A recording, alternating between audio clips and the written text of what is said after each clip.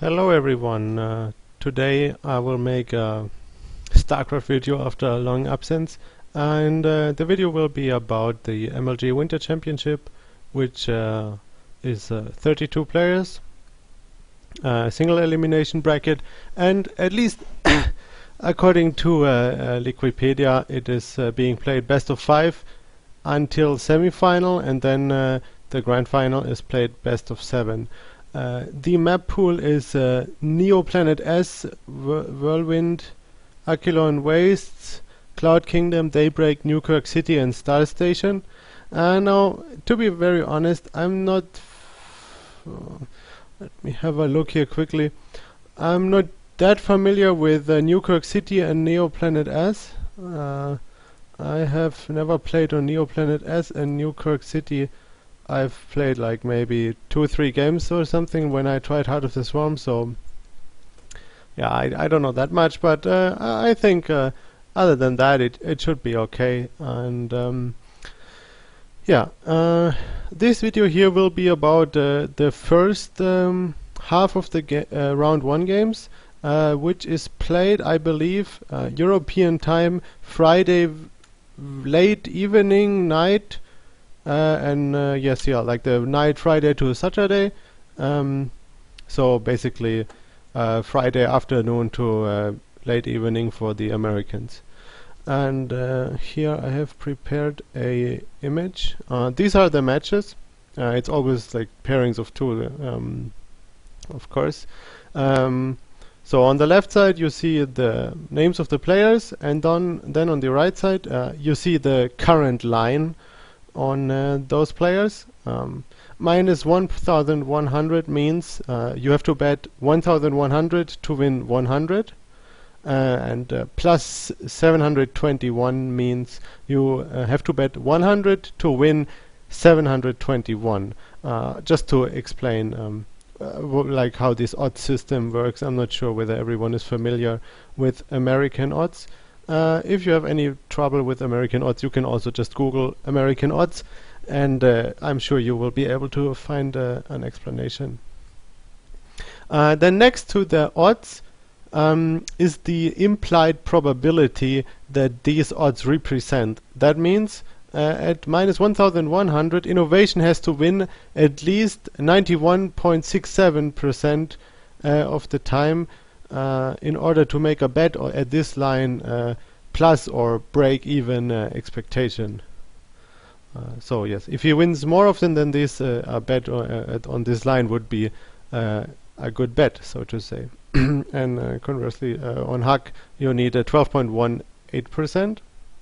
Now you will notice that there's a if you add both odds together, it's more than 100%, which is, well, of course it has to be, otherwise bookmakers wouldn't make any money.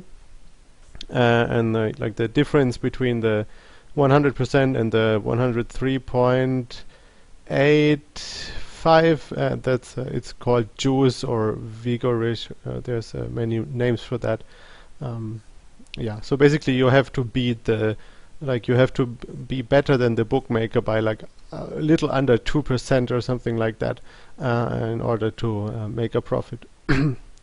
Anyway, let's go to the first match. Innovation against Huck. Yeah, I mean, as probably most people expect, and the bookmaker does too, this will be a very fine one-sided stomp.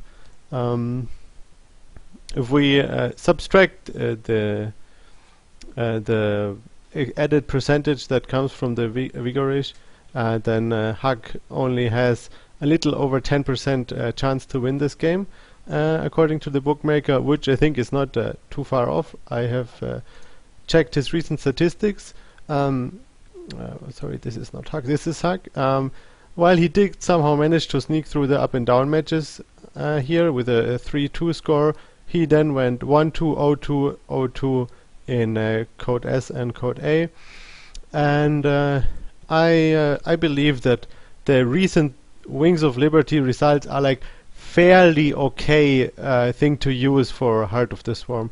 Of course, people who have practiced Heart of the Swarm for quite some time already, they have a little bit of an advantage, but in the end, like fundamental, like I don't know, feeling for the game and mechanics still play a very big role, I believe. Additional to that, I think Terran is pretty damn broken right now, from what I've seen, and a little from what I have played also. Well, Innovation does play Terran and Hack doesn't, so I think this gives another advantage to Innovation.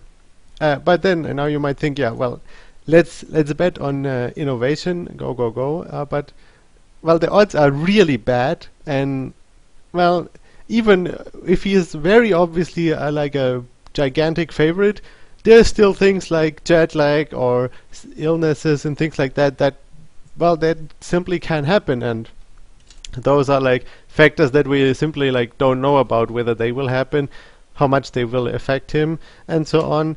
So yeah, to be honest, I generally try to stay away from betting on like super big favorites, simply because there's always like that small chance that someone has a very bad day, that he couldn't sleep at all, that he's very jet lagged, and things like that.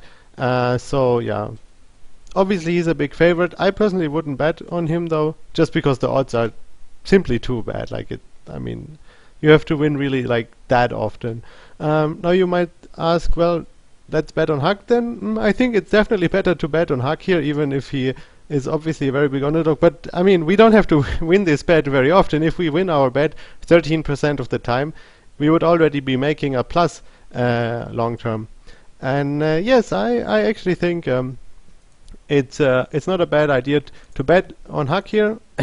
Maybe not like a super good bet, but I think there's a little money to be made here.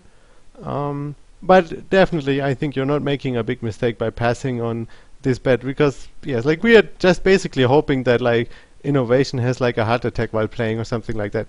I'm exaggerating now, of course, but you kind of like get the point.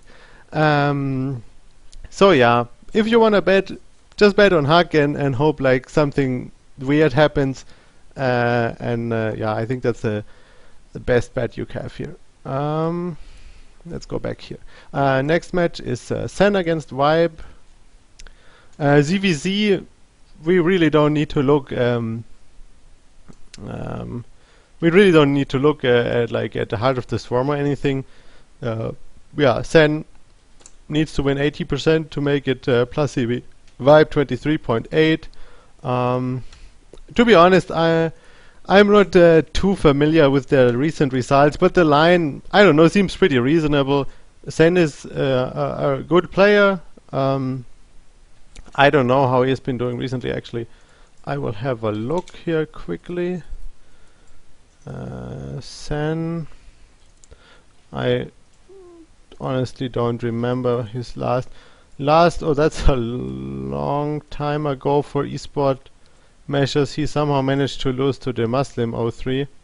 So yeah, it's pretty hard. We can also check the Korean TLPD. Okay, that doesn't look too great, and that's completely outdated pretty much. So yeah, the TLPD doesn't give us any good information here.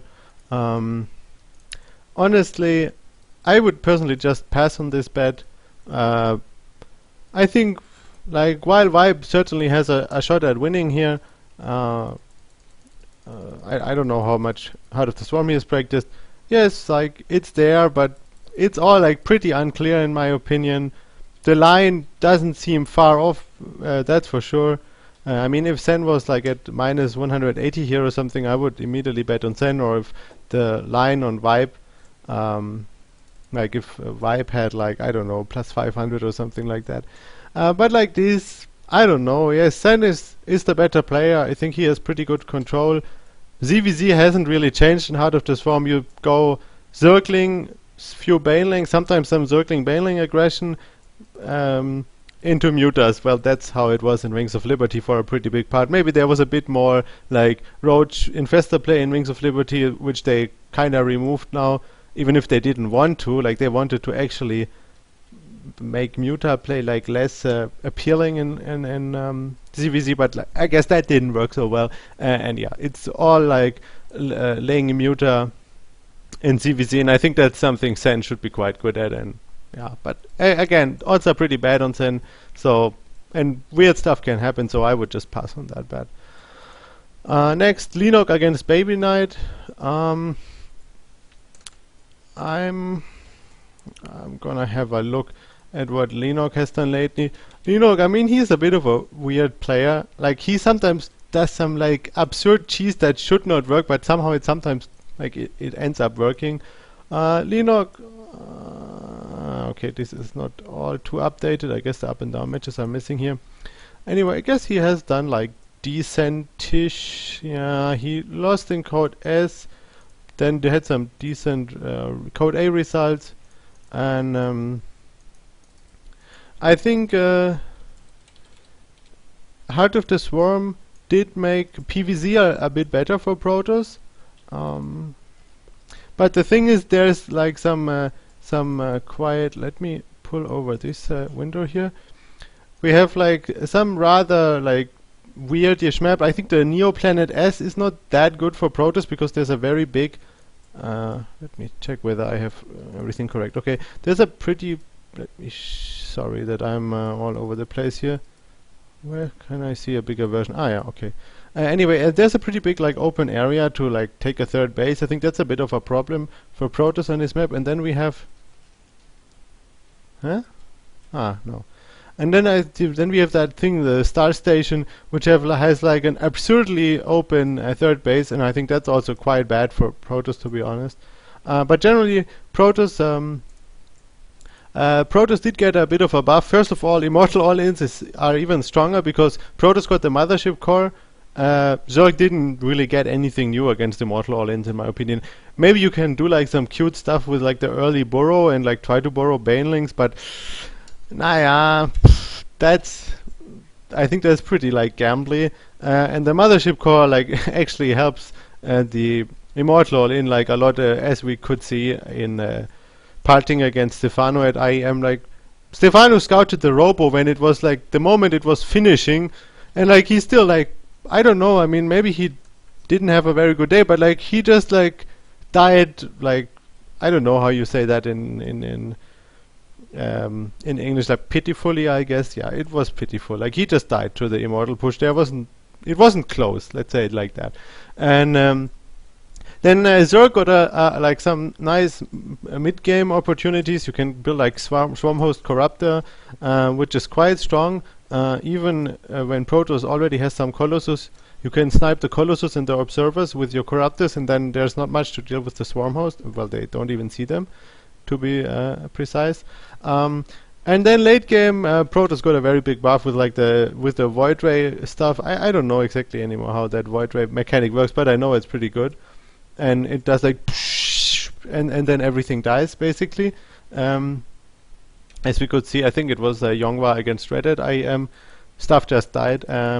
So yeah, I think got a bit better for Protoss, but still, Leno is a very good player. Like, he sometimes plays stuff that I don't understand and I don't really agree with, but yeah, he has very good execution, and I'm sure he finds a solution for Protoss. So yeah, again, like, honestly, Pinnacle is like, back to the picture to see Leno, you need more than 88% win rate, and BabyKnight a bit over 15%. Honestly, like, I think the lines are pretty reasonably made. Like, if I had to pick one, I might actually go with BabyKnight here. I think he has been playing Heart of the Swarm a decent amount already, also in beta. So yeah, maybe with the changes, he could win this, and I mean, he doesn't have to win it very often. So yeah, if I had to choose, I would go with BabyKnight, but I would personally pass on this bet. Just because Leno really is very good, and also I think very good against Protoss. Okay, next match, Rain against Seed. Well, Rain is quite obviously a pretty big favorite. One thing I actually forgot to mention again, like, this is best of 5. That's also one of the reasons why Innovation and Leno are such big favorites against Huck and BabyKnight. If this was a best of 3, they would not be such big favorites. But in a best of 5, well, there's like you have to win more games to win the series. So of course, the better player wins more often in a best of 5 than he does in a best of 3, and more often than in a best of 1, of course. So yeah, that's another reason why there's some really one-sided odds in this tournament. Also because there is some very good Koreans against some mediocre foreigners, of course. Well, I guess most foreigners are somewhat mediocre, truth be told. Anyway, yeah, Rain, I'm a bit surprised. The bookmaker Penny thinks he's that big of an underdog, but yeah, Rain really has very strong PvP. I think PvP has a bit less variance in Heart of the Swarm because taking an expansion has become easier with the Mothership core. Like you can use a Photon Overcharge, I believe it is called, which has like range 13, 12, something like that, very big range. And you have the Mothership core, which is stronger defensively than offensively, simply because it doesn't fly that fast. So you have it like you take some time till you get it over the map. And yeah, I think actually if this was Wings of Liberty, I think this would be an easy bet on seed because of the variance you have in PvP. Now it's a bit closer.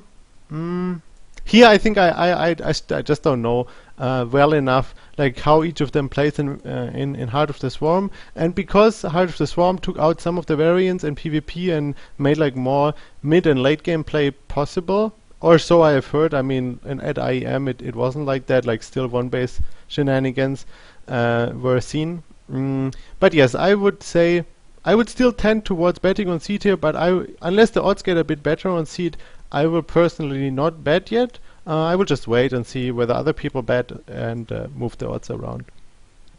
And yeah, so far I would say if you want to bet just for the lulz, then bet on seed, and otherwise just don't. What's next? Yeah, okay, Jakji against MarineKing. Bit surprised here that MarineKing is not a bit of a bigger favorite.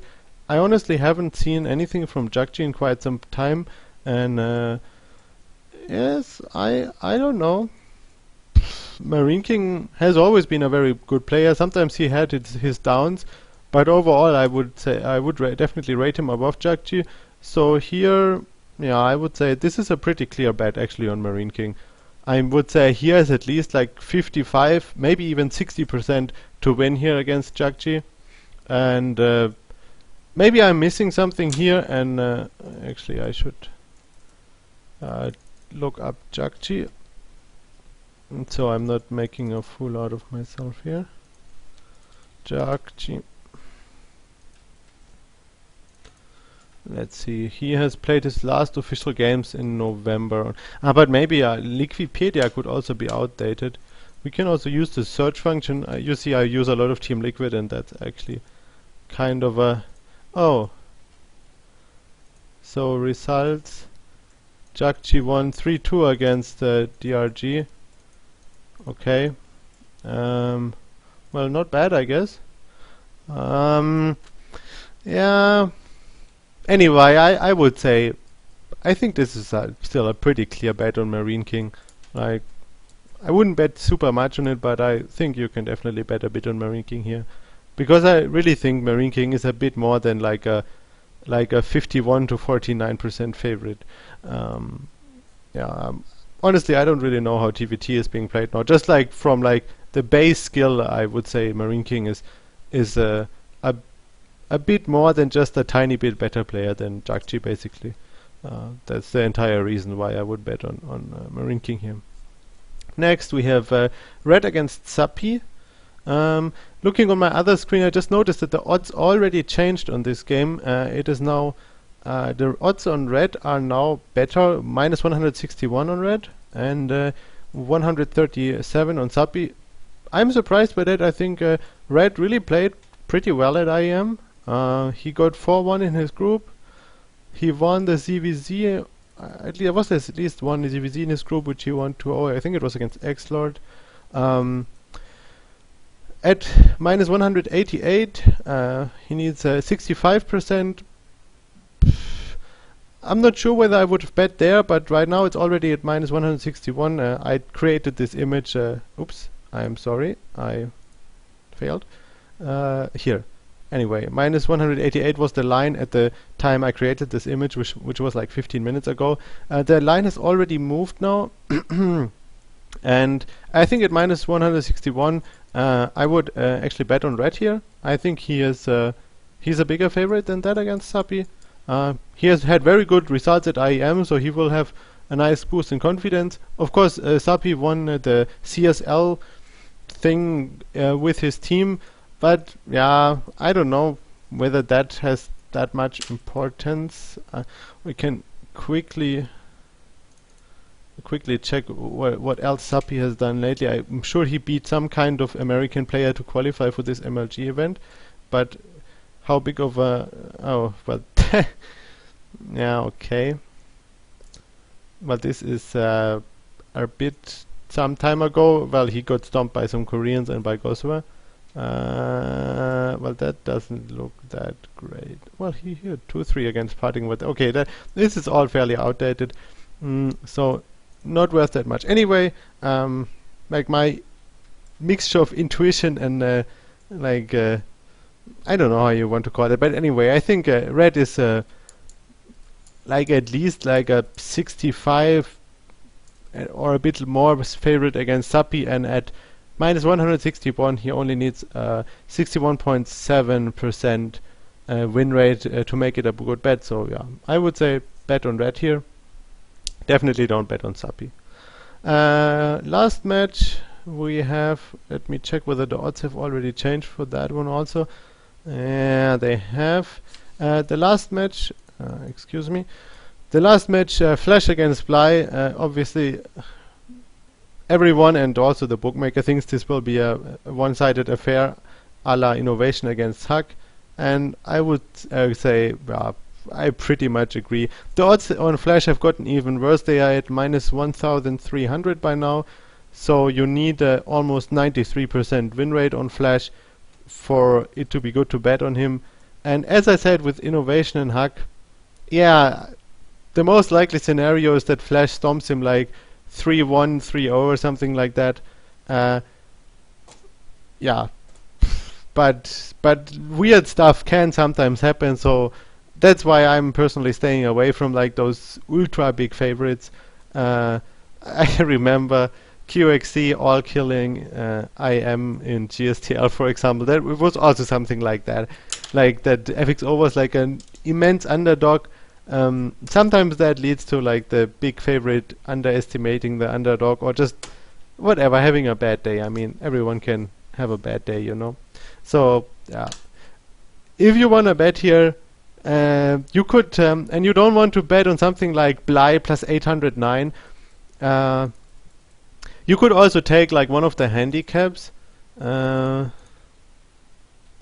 example, some of the matches Penny is offering, well, on every match they are offering, except for Jakji MarineKing, they are offering a plus 1.5 or a minus 1.5 handicap. So you could play a handicap if you want a bit less variance in your bet, or if you simply don't think that one player can win, but maybe they can take a map or two.